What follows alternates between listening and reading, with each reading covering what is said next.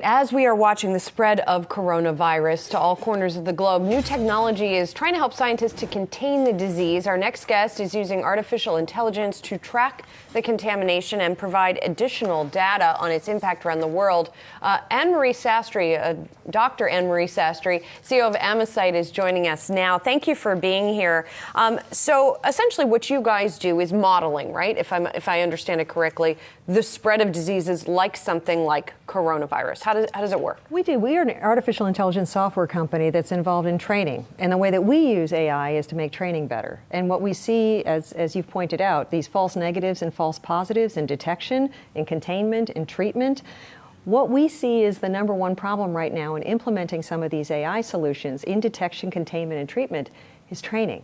The algorithms have been around for decades, and platforms now exist. There are dozens of companies, that have started to sell platforms into hospitals and tried to sell them into public health organizations, but people aren't trained to use them. And the most effective thing is for employees to work alongside an AI in order to improve those. You have a PhD in computer sciences? In mechanical engineering. Mechanical engineering. Mm-hmm. How do you translate to a hospital staff or to investors what you've just described to us in ways that we can understand it? Great question. So when we think about training and how new technology gets trained into organizations that vitally need it, there's often a gap. There's often a gap before universities catch up and include that training as part of a degree program, say in public health or in training for nurses, orderlies, doctors, physicians, et cetera. So it's really incumbent upon those organizations to have training. How do we get training to be sticky? How do we make it effective and efficient to deliver it affordably with AI? So interestingly, we teach AI using AI. We come into organizations and in about 30 days spin up programs so that people can train their own staff to use the latest technology.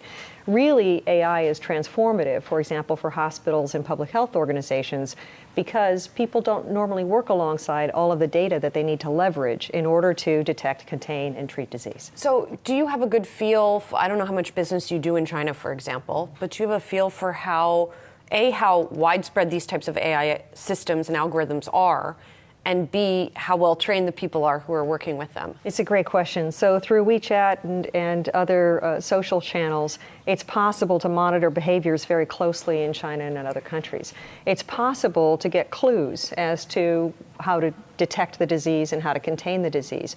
The real issue is that public health organizations need to be able to use that data to make smart decisions. Where do we deploy masks? Where do we deploy disinfectants? How do we shut down roads or stop air travel? So the gap between decision making and data is really filled with training. And right now, the algorithms exist, but organizations need to train up. I just want to bring up, so now American Airlines is saying they're going to halt flights through March 27th. We heard that Delta's halting flights through April. There is a metric regarding this whole coronavirus, and I wasn't sure if it was from the notes you sent us, but what they're looking for is, right now, for every one person infected, is it 2.5 or 3 people with whom they come in contact or become infected, and what the World Health Organization is looking for when it's only 1 to 1, right? Correct. To try to slow down that exponential rise, as you mentioned before, just try to slow that down and get that to crest. And again, algorithms can help do that by monitoring people's specific behaviors. So where is the next disease case reported? Is it because someone was on a boat or a plane or a car?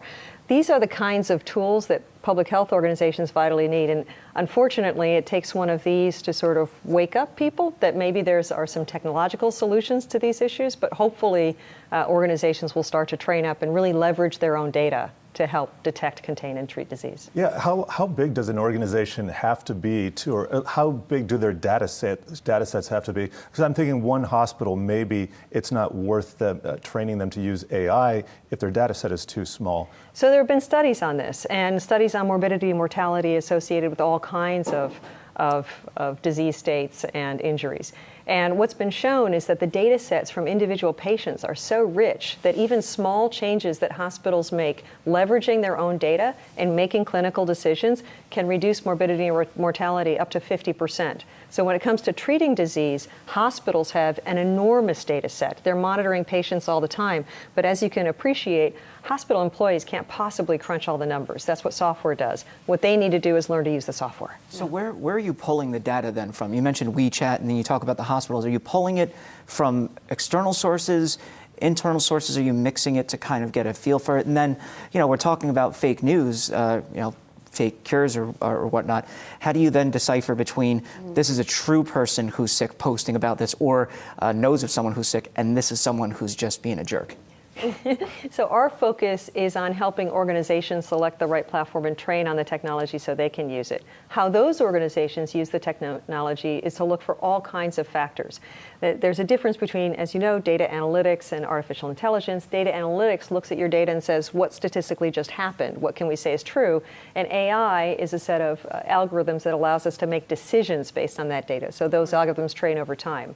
What we do is help organizations train their people so they can use the tools properly. From a frontline staff, and you asked a very good question, how do you train a whole hospital?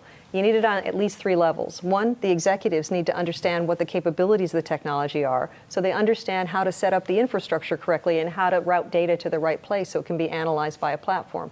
Managers need to understand all of the compliance and execution issues. How do we stay FERPA, HIPAA, sometimes GDPR compliant as we're executing?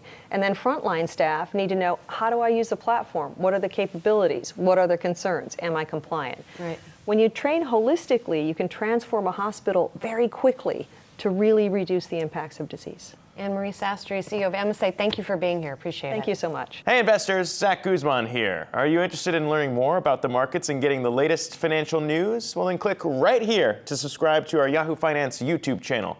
Get the latest up-to-the-minute market analysis, big interviews in the world of finance, and information on how to manage your money every day wherever you are.